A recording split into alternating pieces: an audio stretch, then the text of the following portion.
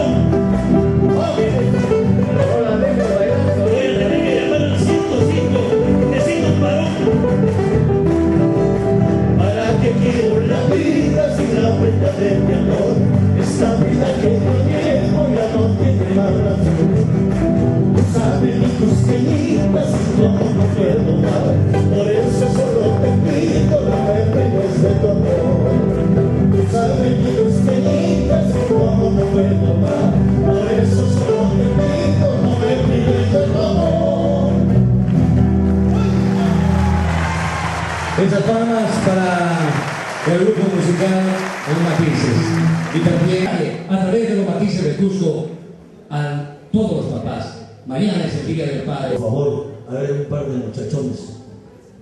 Voy a contar a 3. 1, 2, no hay, ¿no? Va a tener que bailar el profesor Toribio entonces. maestro de maestros, el profesor Emilio Cárdenas. Bien, señoras y señores, continuamos con esta gran presentación de Noticias del Cusco y anunciamos otro hermoso tema, desde muy lejos.